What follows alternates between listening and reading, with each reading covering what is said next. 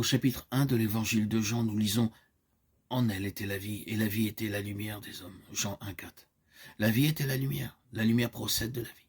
Sans lumière, nous ne pouvons voir. Spirituellement, nous ne voyons les choses de Dieu que par la lumière de cette vie qui nous éclaire, si elle nous gouverne, car elle est là pour que nous le suivons. Si nous vivons indépendamment de Christ, nous n'avons pas de lumière.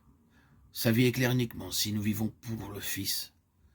Cette lumière, cette intelligence sont dans la vie. Voir avec les yeux de cette vie afin de voir Christ par une révélation du Saint-Esprit. En recherchant de tout son cœur sa volonté, en demeurant unis à lui, notre tête, sa vie irrigue notre homme intérieur, le fortifie, le développe en capacité. Et parce que nous sommes un avec lui dans sa volonté, nous participons à son contentement, à sa satisfaction. C'est ainsi que nous enregistrons un réel rafraîchissement dans l'esprit, et alors que nous sommes uniquement occupés de lui. Sa vie répond à tous nos besoins et aspirations les plus profonds. C'est par une semblable expérience que nous demeurons en lui et lui en nous, étant un avec lui dans tout ce qu'il désire. Je suis la lumière du monde, Jean 8, 12. Jésus déclare qu'il est notre lumière. En Christ, l'homme naturel, c'est-à-dire tout ce qu'il est par nature, est exclu. En Christ, il n'y a que Christ. Si nous sommes en Christ, nous apprendrons chaque jour ce que cela signifie être en lui. Nous ne pouvons rien connaître, ni de nous-mêmes, ni de Christ, à moins de demeurer en lui par la foi. En demeurant en Christ, notre vie, c'est sa vie qui nous enseigne. Elle véhicule en nous tout ce qu'il est en lui. Et ce n'est que par sa vie que nous possédons l'expérience que Christ est notre paix, notre repos, notre joie.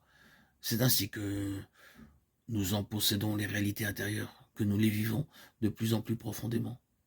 En d'autres termes, nous n'avons pas seulement des mots que nous connaissons de façon objective, mais nous en possédons intérieurement les valeurs. Nous les vivons. Elles sont en nous, plantées dans sa vie qui coule en nous. Vivre en lui et par lui passe tout d'abord par vivre pour Christ.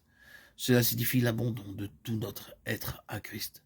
Seul le profond besoin de vivre pour lui, par amour pour lui, permet à l'esprit de faire couler cette vie dans les sarments que nous sommes. C'est par elle que nous voyons progressivement les valeurs et les richesses infinies que nous possédons en Christ. Ainsi, par notre nouvelle naissance, nous sommes participants de sa vie par laquelle nous avons la lumière.